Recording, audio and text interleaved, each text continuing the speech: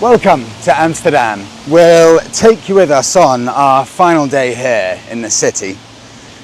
Do you know how much or how little my parents think of me? They said in the WhatsApp group when I said we're off to Amsterdam last minute, they said, Monica, keep Freddie off the wacky backy. This is a city of culture, so I will aim to show you that in today's video. It's also, as you can see, a city completely set up for cyclists. They're everywhere, and there are 50% more bicycles in Amsterdam than there are humans. Fun fact number one. If you're coming by motorbike, this is a very good thing though. I did check, looking at all the locals' bikes. I said this in a previous video. I think you can just leave your bike anywhere. This has been here now for 2 days, my bike, and it seems to be absolutely fine. Take my word for it. Park your bike on the street. Everything looks extremely safe, and I'm sure you'll have no issue. We'll start off with a coffee, and then we'll see where we'll go from there. We'll plan the rest of the day, I think, over a nice little coffee. Although, I'll give you a word of warning, you need to be careful. If you type coffee shop into your search, you are not going to have your standard coffee shop experience.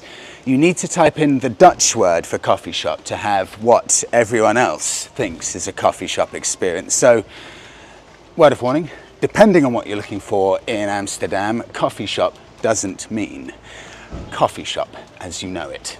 The bikes are everywhere, crammed onto every street corner. But the thing that amazes me, many of them aren't even locked. Some are literally just locked themselves so a thief could just pick it up. And no one seems to be running around with stolen bicycles. How do you create a culture where you can just leave your bike, many unlocked, and it's not just stolen? It's a very good culture they've got here. Very, very good. A culture based on trust. I'm sure there are areas where there's crime, but in general, just the fact that you can leave your bike on the street, yeah, it's very, very impressive.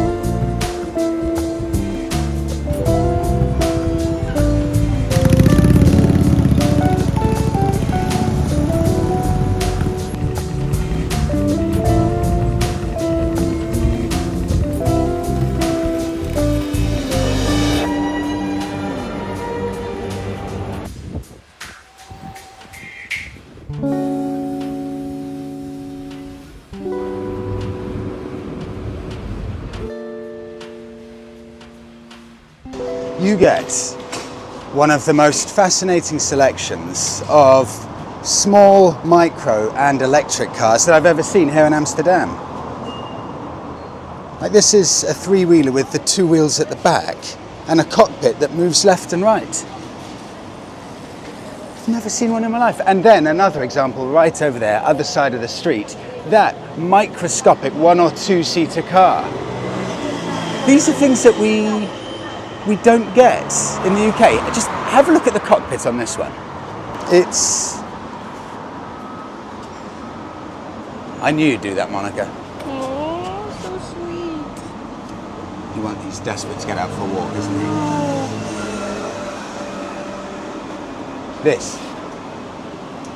It's a tiny cockpit, 1 seat and a tiny boot in the back.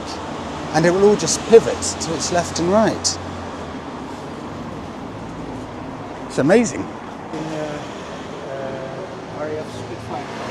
Really?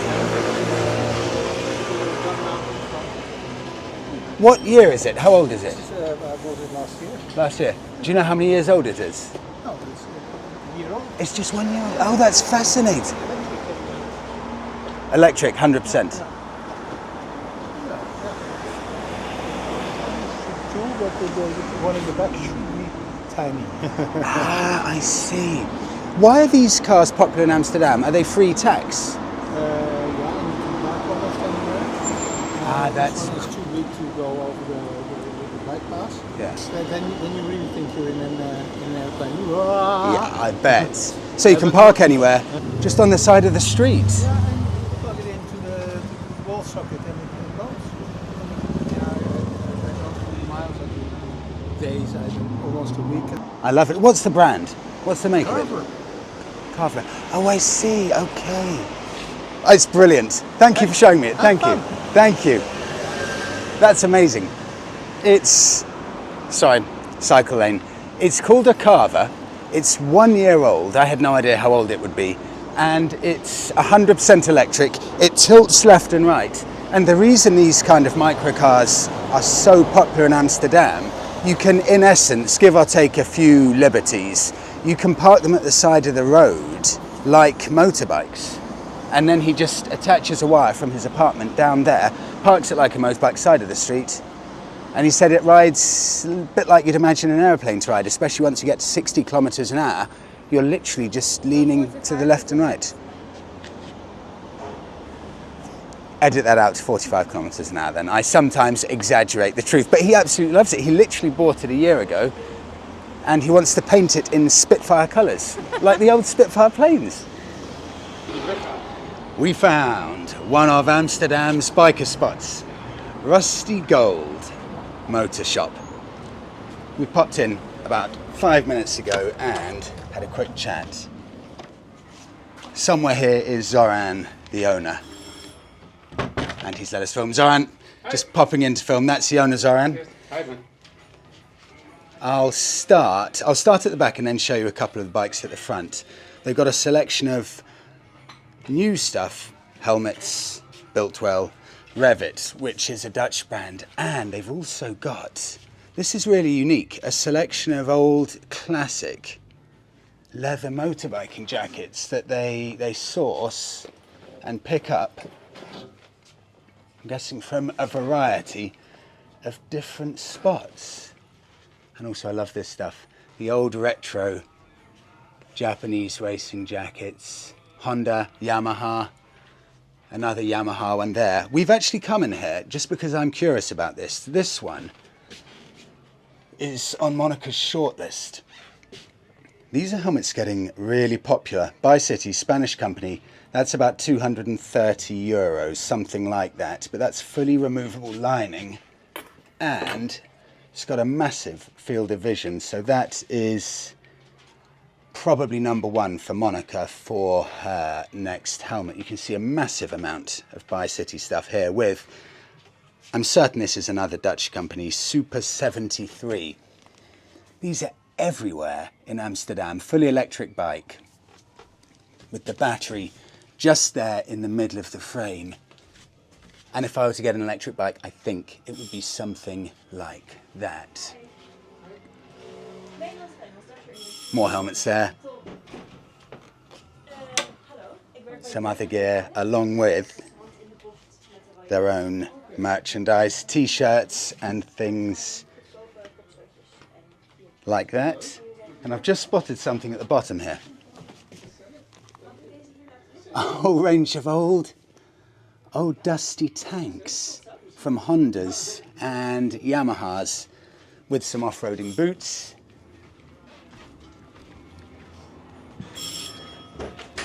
Similarly here as well, a selection of old vintage biking stuff. Old BMW police bike.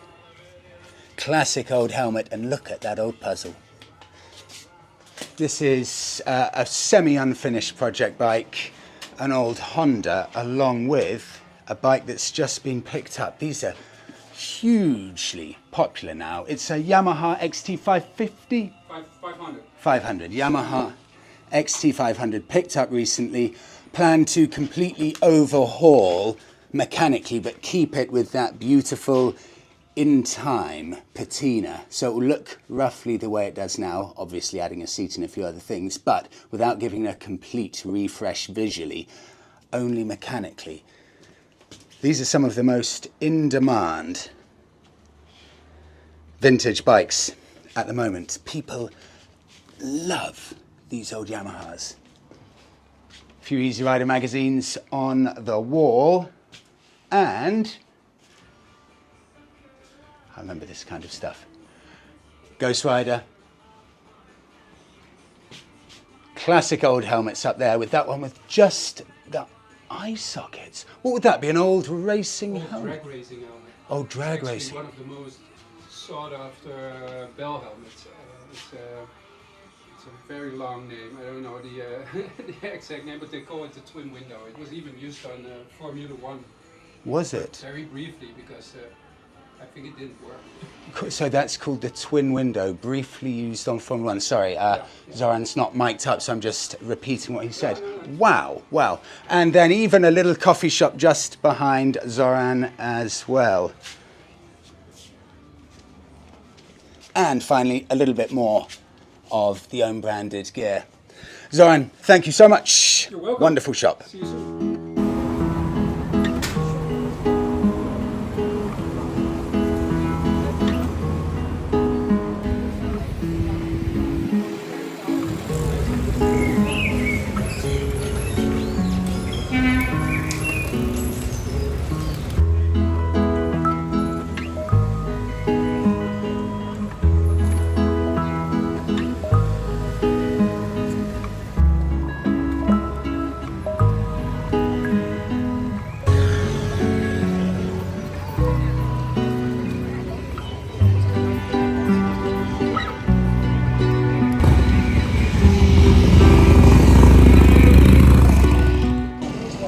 I think there are more boats around in central Amsterdam than there are cars. This is, near as makes no difference, central Amsterdam. Have a look at the streets. There are no cars anywhere. In London we've got the ULEZ charge to try and reduce the amount of cars coming into the city. Here I think what they do is they just make it as unpleasant for cars as possible. There is a microscopic amount of parking here. So you see all of these buildings here. None of them have any dedicated parking, so if you own a car here, you've got to take a wild gamble on the fact that you may be able to get one of the tiny, tiny number of parking spaces dotted along. This here, take a look at this Opel, the grey one. This seems to be just about the most common EV on the streets, probably more of those than any other car around central Amsterdam. You know, I was telling you about the bikes earlier. In the water here, every single year, 25,000 bicycles are thrown in. It's become such a problem that the Amsterdam government, those in power in Amsterdam, have hired and trained a crack team of specialists whose only job is to go and pick out all of these bicycles. They do nothing else apart from that. See, look at them, they're everywhere. These little Citroens and Vauxhalls squeezed up into any little 1.5 metre of space. The lack of cars here, it does create a very, very nice, relaxed environment. You can pretty much just walk on any street. So long as you remember, in Amsterdam, bicycles trump everything. They certainly trump cars, but also they trump pedestrians. So if you're walking along and you're wondering who's got right of way, it's always the bicycle that has the right of way here. In the UK, a few hundred years ago, they used to decide upon the taxes for houses, how much tax you'd pay, based on how many windows you'd have in the house. It was called the window tax. So those people lucky enough to have a big house and lots of windows would pay loads of tax. In Amsterdam, they did it by the width of the house. So the reason you see so many really tall and narrow buildings is because the Dutch government said the narrower your house, the less tax you pay. So people thought, you know what, to hell with this. I'll just build the narrowest house I possibly can. And Amsterdam is home to Europe's narrowest house. Which is slightly funny because in Holland, it is the land of giants. I have never been to another city where there are so many women taller than me. I would class myself in Amsterdam and in the Netherlands as a short lady. The houses in Amsterdam are often known as the dancing houses, and that's because of the amount of movement they have.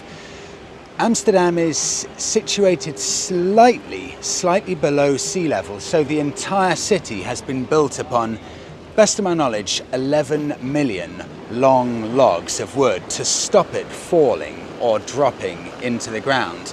And this is an amazing example of that. Look at the angles of all of the buildings. They're all at very, very noticeable different angles, either towards or against each other. And on top of that, it gives you a really good idea about just how narrow all of the buildings are. This is probably the most extreme. Center of the shot here, you can see how much this building is leaning over to my left, to the building just in front of me.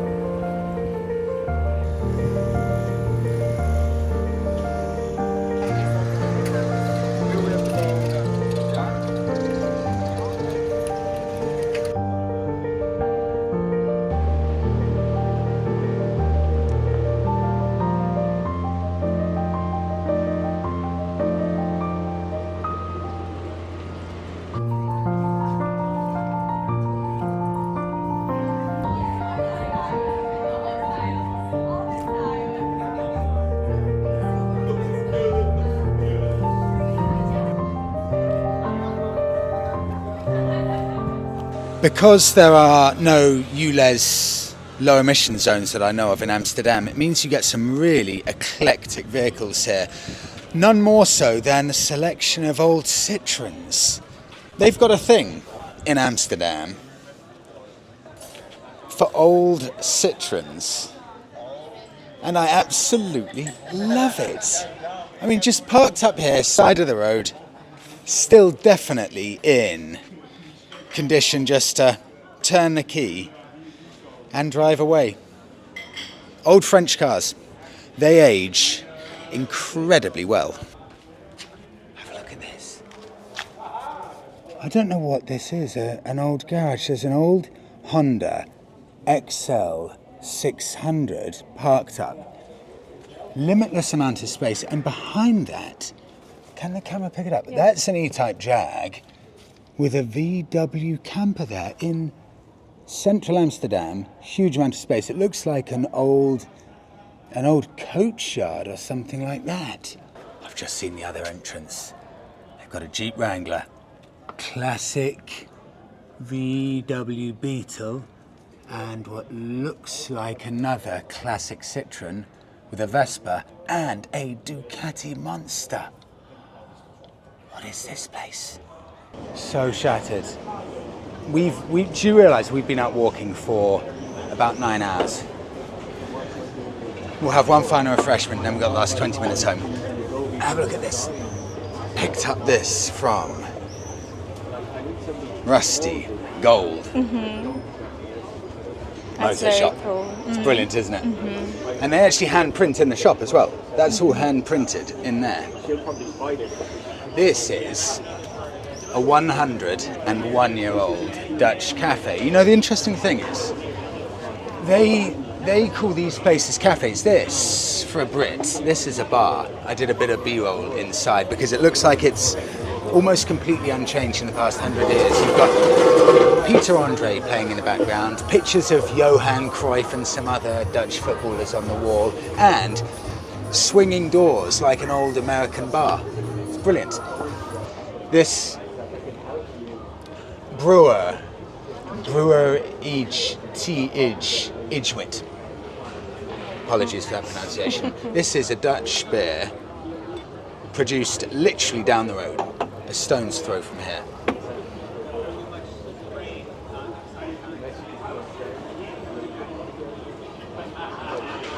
Good.